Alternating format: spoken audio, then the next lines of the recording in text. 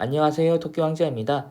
지난 19일 일요일은 제가 집에서 가만히 쉰다고 해서 경제기사 체크를 깜빡했더라고요. 그래서 20일부터 오늘까지 다시 경제기사를 체크를 했습니다.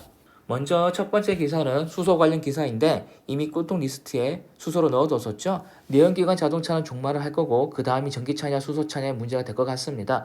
친환경만 놓고 보면 전기차보다는 수소차가 더 적합한 거고요. 왜냐하면 전기차 자체는 친환경이지만 그 전기를 만들어내는 과정이 친환경이지 못하기 때문이죠. 수소 관련해서는 자동차 외에도 먹거리가 없는지 체크를 해볼 생각입니다. 작년에 금리가 오르는 걸 보고서 연거리들이 다 죽어난다고 했던 사람들 저는 비판했었습니다.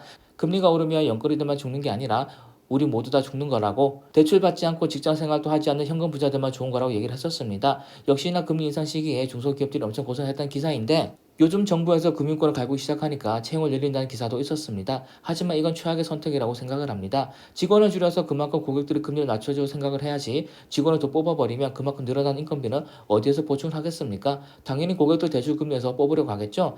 더군다나 얼마 전에는 6억씩 희망퇴직금을 주면서 직원들 희망퇴직 실시해놓고 이제 와서 갑자기 또 사람 뽑는다는 건 말이 안 되는 겁니다. 당장 사람들의 비율을 맞추고 자기들의 편을 늘리려는 수작 같은데, 만약 정말로 운행원들을 늘려버리게 되면 악순환이 되풀이 될 것 같습니다. SM의 실적이 개선됐는데도 주가는 당일 하락했다는 20일의 기사입니다. 경영권 분쟁은 주가의 고저 중에 하나이지만 이미 이렇게 급등한 종목을 접근할 때에는 신중할 필요가 있습니다. 당분간은 12만원 기준으로 움직일 것 같은데, 만약 하이브가 전면 인수 철회를 해버리거나 카카오 그렇게 해버리면 주가는 어떻게 될까요? 15% 넘게 하락할 거라고 저는 보고 있습니다. 절대 여러분의 소중한 돈을 이런 하이리스크에 넣지 마시기 바랍니다. 지금은 SM을 팔 때지 살 때가 아닌 거고요. 이 기사는 저와 생각이 같아서 가져와 봤습니다. 여러분이 혹시 어떤 대박인데 완전 초반을 생각해서 투자 준비하고 있다면 딱 두 가지만 고민하셔야 됩니다. 정말 이게 대박일까? 지금이 매수되는 시기일까? 이 두 가지는 꼭 고민하셔야 되는 거죠. 누가 봐도 사기인 걸 여러분이 대박이라고 믿고서 누가 봐도 고점일 때 여러분이 좋다고 매수를 해버리면 이건 정말 참패한 일이 되는 겁니다.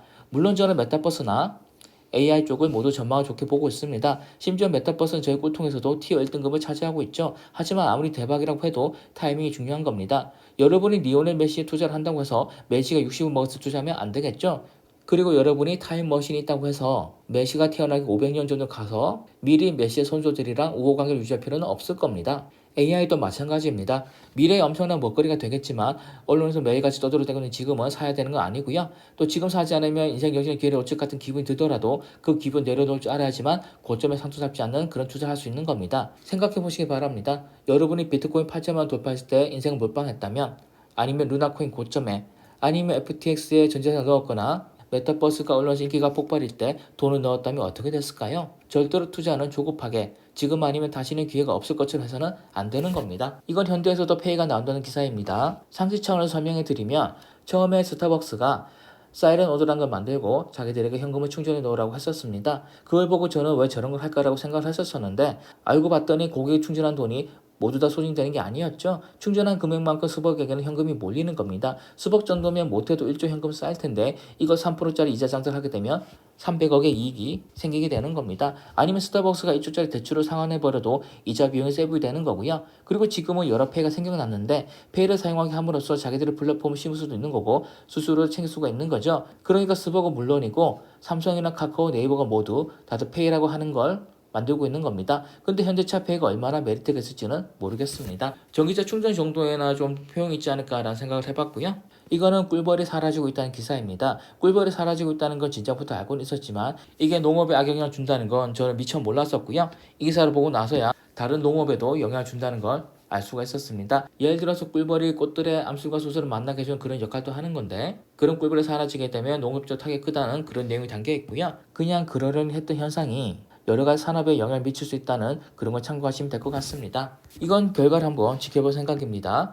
일본 핵을 맞고도 제기를 할 수 있었던 건 우리나라의 6.25 덕분이죠. 우리나라의 전쟁에 군수정품 납품한 걸 기반으로 해서 일본의 경제 성장을 이뤄낼 수 있었습니다. 그렇다면 우크라이나의 재건으로도 누군가 혜택을 볼 건데, 이런 경우에 어떤 나라 혜택을 보는지는 체크해둘 필요가 있을 것 같습니다. 언젠가 또 전쟁이 일어난 나라가 있을 때 미리 주식을 사둘 수 있지 않을까라는 생각을 해서 미리 체크해둘 필요가 있을 것 같고요. 전쟁이라는 게 우리는 당사자가 아니라 모르지만 꾸준히 있어 왔었죠. 당장 대표적인 게 30년 전에 걸프 전쟁이 있었습니다. 코인 사기에 당한 사람 기사인데 저는 채널에서 코인 사기를 몇 번 다뤘었습니다. 실제로 제가 카페에 갔을 때 옆자리 사람이 다단히 코인을 파는 것도 몇 번 봤었고, 또 제 지인 중에는 억 단위 돈을 사기 코인을 넣고 아직도 믿고 있는 사람도 있습니다.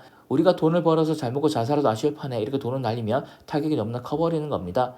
저는 실패 경험도 중요하다고 했었지만 사기 코인 같은 거 사서 손실 보는 건 투자의 실패 경험에 들어가지도 못하는 거고요. 그리고 이 기사는 앞으로는 반지하를 짓지 못한다는 기사입니다.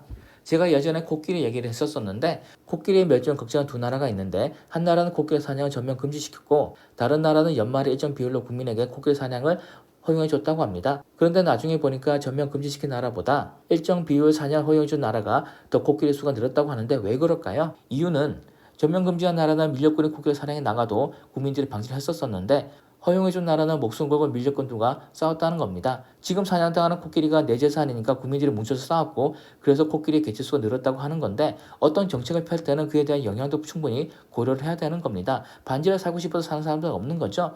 다른 집보다 저렴하니까 어쩔 수 없이 반지하에 사는 건데 전면 금지해버리면 어떻게 될까요? 반지하에 살 수밖에 없는 형편의 사람들은 어떻게 해야 되는 거겠습니까?